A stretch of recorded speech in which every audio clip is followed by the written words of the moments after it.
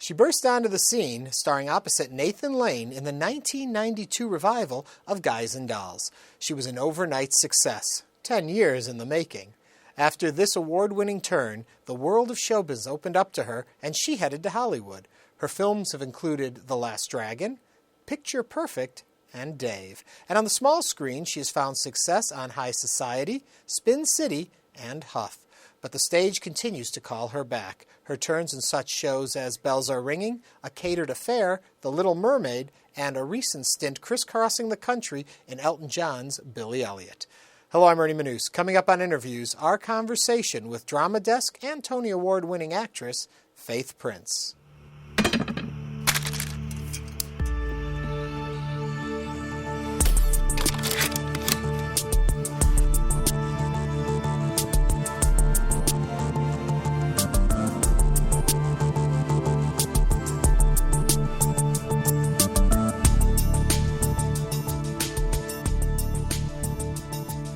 Is there a place in Broadway today for people to be discovered?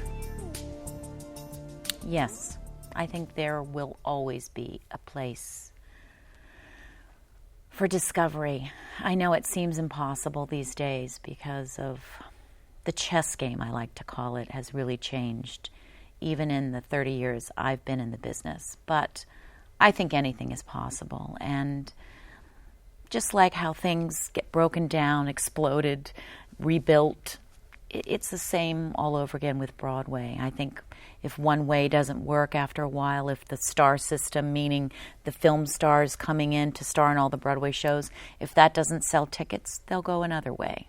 And who knows, we might wind up full circle by the, 2050. Yeah. Take me back to the childhood. When did this bug bite? My earliest recollection, was probably I stood up to give the welcome speech at church one night. How old are we talking? 3.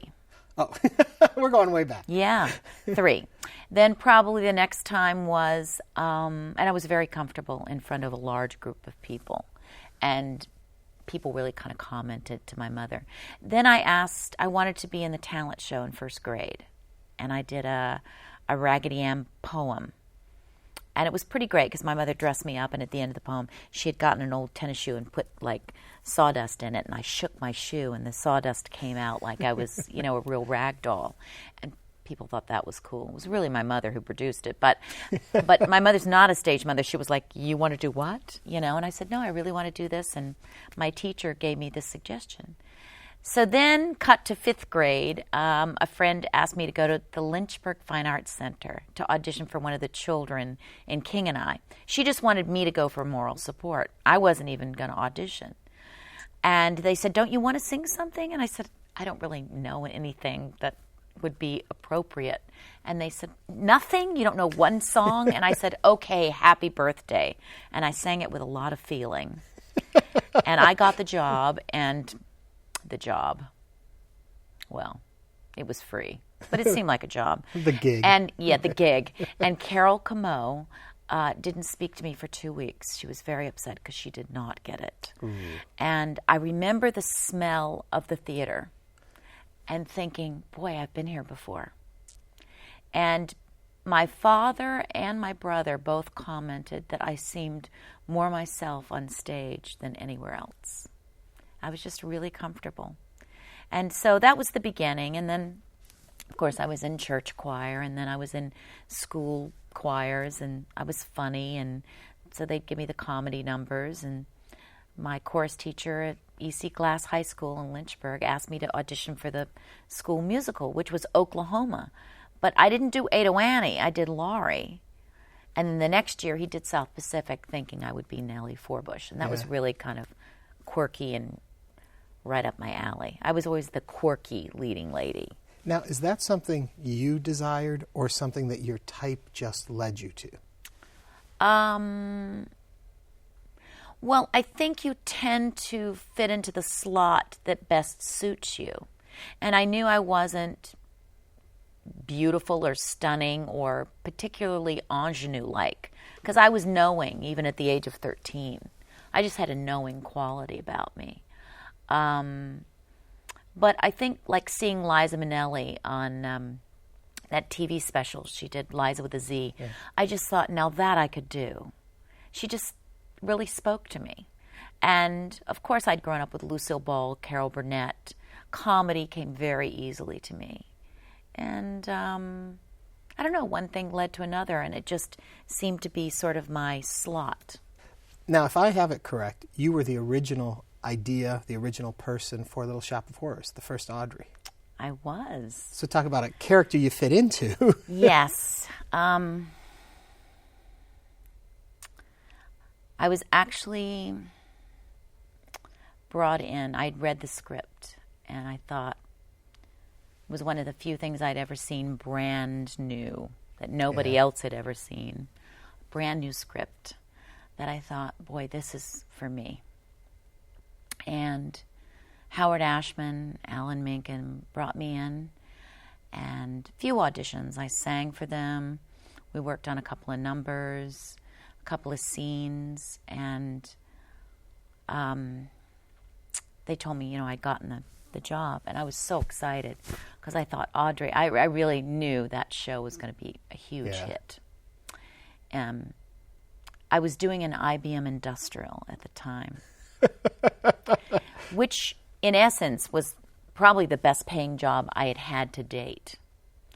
And it came out of a show I did called Scrambled Feet. That was my very first show in New York, which was a review. And they had hired that group of people to do these industrials in like Hawaii, Bermuda, terrible places, and Florida. And it was a really great paying job. Well, they wouldn't let me out of my contract. And I literally begged the guy. I got on my knees and begged him. I said, you don't understand.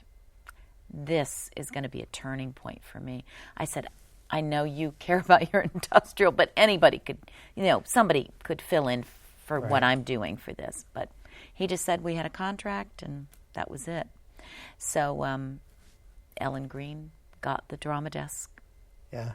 And she was great. But, honestly, I never felt bad about it or was weird about it. In fact, there was a Hirschfeld in the paper. I was doing a show up at Goodspeed Opera, and I think the rest of the cast was afraid to show it to me because I would be upset. And I heard them sort of talking, and I said, no, this is her time. My time will, come another place. It just wasn't meant to be. And I really think had I done that first, I probably wouldn't have done Adelaide because they're similar kind of roles. And I don't know. I'm not like that. I feel everybody has their time, and I've never been green or jealous person. Is there a plan to what you're doing? And I don't mean that disrespectfully as it comes out, but are you thinking what you'll do here and at this point and that point, or are you enjoying the ride as it happens? What does it look like? I'm going with you're enjoying the ride as it happens. There's a plan in terms of what I'm drawn to. And I'm a person that I file things away, like that felt good. I will never do that again. This I'll make sure I'm covered on this. That kind of thing. I think I've always had good taste about the roles I've done. I mean, has it been a flashy career? No. Not even compared to somebody like Nathan Lane, who, but I'm a person that I really like playing different roles. So it's hard to peg me, I think, for the bigger picture. When you have that it factor, it has to be propelled in a very specific way. And I think that's something that didn't interest me. Is there a difference between being a star and a working actor? Oh, I think so. I mean, I had a roommate in college, and that's all she ever said she wanted to be. A star, a diva. I'm going to be a Broadway star. I'm going to be a diva. And I'm thinking, I think I just really like to make my living acting. And when all that, the Tony Awards and the awards came into, it really wasn't for me. I mean, I did it. I did what I was supposed to do. but I have to say it didn't really make me happy. And it took me about 5 years after that for me to really get in sync with myself again. Because then it puts a lot of things on it. People go, oh, well, you can't do that. Now you must do, you're royalty. You must do this. And I think I really just wanted to use my instinct and go to the next role. And just to catch people up, so you go to Broadway with Jerome Robbins' Broadway, your first Broadway show. But then comes Guys and Dolls. Right. Pretty much on the heels But I'd of been that. in New York for 10 years doing regional theater, off-Broadway, off-Broadway. I'd gone to California a couple of times to shoot a pilot or do a couple of TV things, It'd been laced with. So I'd always been a working actor. But that was the years, those were the 80s where, all the English shows came in. I never got one audition for those. Mm-hmm. I think I was pegged in a specific way. But when Jerome Robbins came in, I thought, now, if I don't get this, maybe I really better reconsider, because I thought I should have been married. I was married 34, but, I thought all those years prior, I don't know. It seemed like if I can't do shows from the 30s, 40s, 50s, and even tail of the 60s, I think Forum was in late 50s, early 60s, I thought, I don't know. It just, maybe I should rethink this, because that was my error. Right. And I was just on the verge of getting married, and I thought maybe my life will go a different way. And then Jerome Robbins happened, and it was life-changing. So then you go into Guys and Dolls, and the press is amazing new discovery. Wow, this ingenue. She fell from the sky into this role. How do you take in that overnight sensation? Yeah. What? It was difficult for me. It was like media like I've never experienced. They were in my apartment. They were in my backyard. I was so tired from the interviews. People magazine. It was huge. Yeah. Nathan and I were on the cover of the New York Times when the review came out. I think maybe that's happened twice in Broadway history. Yeah. It was huge. I'd just gotten married. I have to say, that part of it was not fun for me. Had that happened 10 years earlier, would you have been at all prepared for it? I'd probably be Charlie Sheen. Yeah. I think it's rough. I at can't least imagine these had kids. Had a career. I was grounded. Yeah, by far. I knew how to have good friends. I knew who my family was. I knew how to ground myself. I have a lot of other interests besides the theater and show business. I'd done a lot of work on myself, So I can't even imagine what that would be like. What do you think it was that you and Nathan brought to those roles, from your point of view, that made them strike a chord? Well, it was partially Jerry Zaks, who directed it, but we were looking to put on a fresh Guys and Dolls. Go at it a different way. And it was tricky because it really wasn't, we weren't sure it was going to pay off, because of course we were in the Fishbowl, which is New York City. When you open a show, it used to be that you'd do it out of town and then come in, but we were doing all 6 weeks in previews right in New York City. The word on the street was not great. The audience was ahead of it. We were trying to speed it up so that it had a His Girl Friday clip to it, because Jerry kept saying, they know the story. Get ahead of them. Get ahead of them. They cut part of Runyonland. They fired the Sarah Brown, Carolyn Mignini, which was a huge blow. It all kind of rattled us. It was not expected.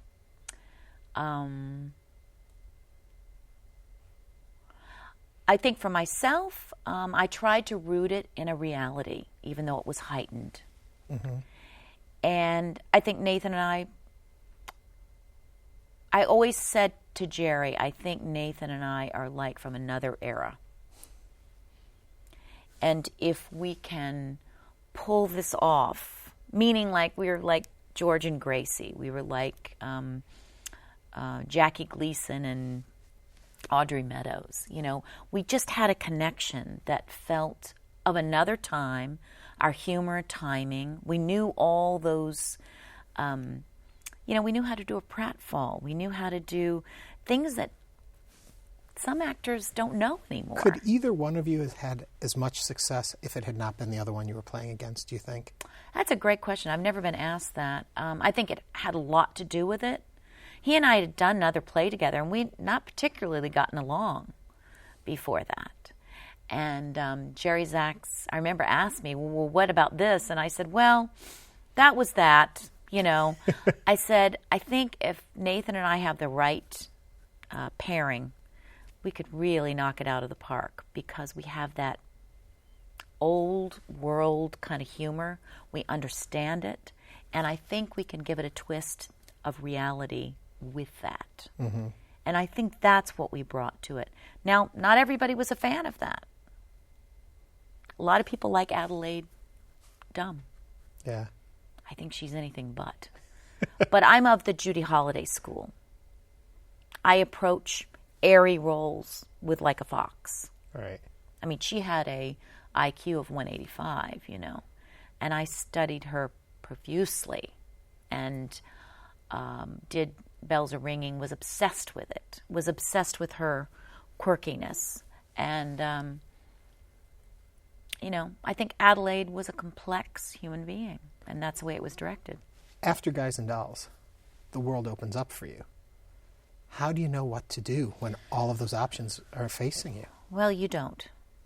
You don't, and it was unfortunate. At about that time, my agent, who I'd been with forever, had a health condition that really took him out of the playing field for me for a while, and I was kind of on my own. Mm. And I always describe my time in Hollywood because I shot 2 pilots named Faith. And I kept saying to people, I won every battle and lost the war. And I wish I'd had him at that time. Yeah. He just, just one of those things that... What if either of those pilots had taken off? Would you have had the career you wanted? Probably. Looking back on it, I wouldn't have made myself the star of the show. I would have done what Jerry Seinfeld did, which was make me a piece of the story, but not the pivotal character. But, those things you only know in hindsight. Right. I still think I have one great character that's going to just be so relatable.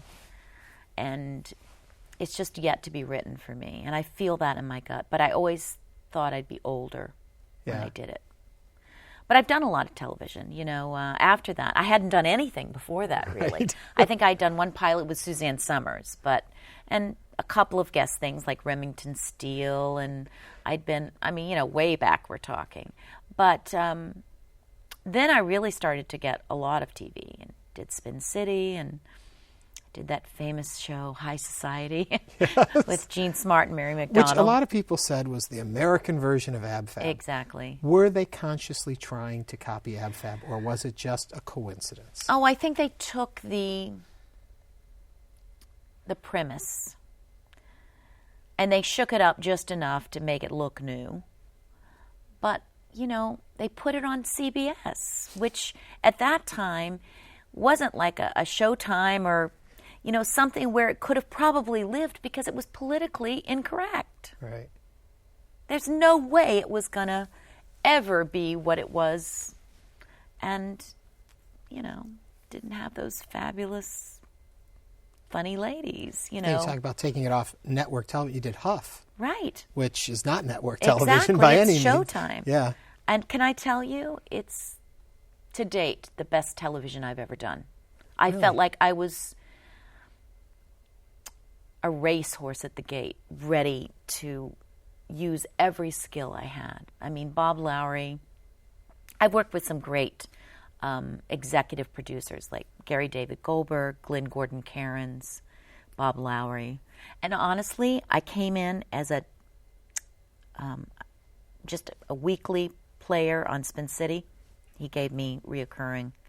I did a film with Glenn Gordon Cairns. He put me in Once and Again with as Margaret Colin's best friend. And then I came in as a weekly on Huff, and he made me a season regular. Those are my guys. Yeah. When they know what's sort of going on, they get what it is I do, and then they really write for you, and it's just, God, it's delicious. I've asked this question of other performers, and I've never gotten an answer I'm looking for. So maybe you'll be my lucky one here. Or not. How hard must it be to walk into an already established cast for a one-off performance and yet make it look like you're part of it?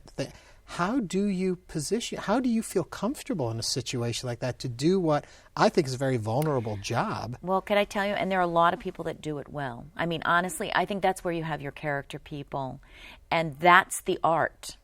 And I was just saying this the other day because a young kid was asking me about television, and I said, it's more who you are, really. And do people want to be around you? Can you meld and still hang on to yourself? And a lot of it is about tone, because each show has its own tone.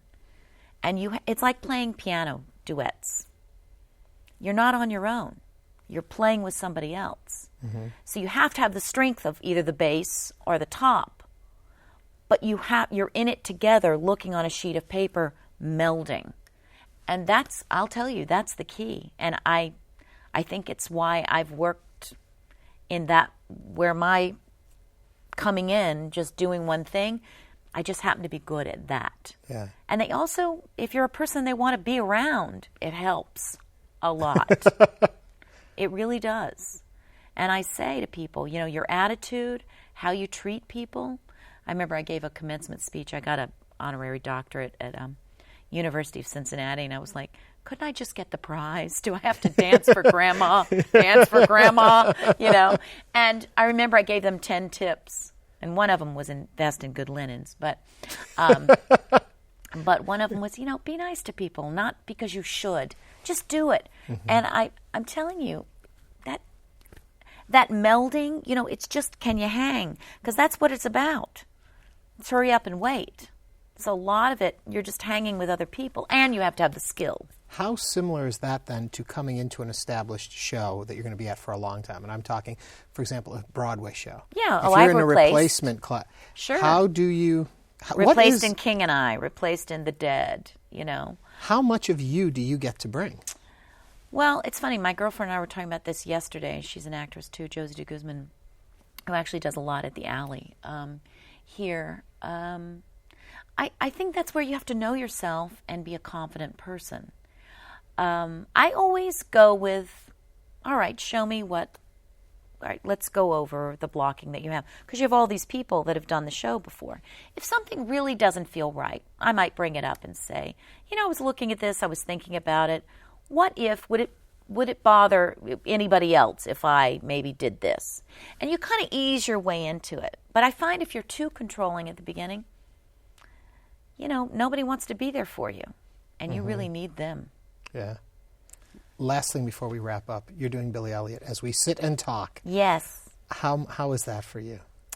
It's glorious. When I saw the movie, I thought, wow, what a great role. And when I heard they were musicalizing it. But it started in London, And I really thought I might do it in Broadway. And then Stephen Daldry, I think he was really on the fence. And then he went with the girl from London because it's a tricky role. Mm-hmm. And the thought of putting somebody brand new into it, I think, was daunting for them. And knowing what I know and what I went through to do this role, I can understand. But it's a glorious role for me. And I love it. It's eccentric. I think she steps up in a way for Billy and is the advocate and the catalyst for him becoming a talent in a way that she can't even for her own daughter in the piece. And so it's a balance of coolness, of warmth, of humor, of being tough and harsh. And I think underneath, she's a marshmallow. I think she's been through a lot. I think she's probably the only person that could have stood up to his family. She's delicious. Putting you into musical theater roles, and we all think of you that way, I think, initially. I think we forget at our own disservice what a fine actor you are. And that there is a talent that is in there that people don't realize how hard it is to do the light and the fun, that there's work there. Well, if I had to say one thing I've loved about my career is I've gotten to do so many different things. And most of the TV I've done in L.A. has been dramas. In fact, Scott Wynant, when I was doing Huff, he goes, they tell me you're like a big musical theater star. And I went, we don't talk about that here. That was another life. Well, we So talk funny. about it here. We talk about your life. Thank you so much for sitting down and talking. Thank you. And I guess I have to say, Dr. Faith Prince. Thank you. Don't tell anybody.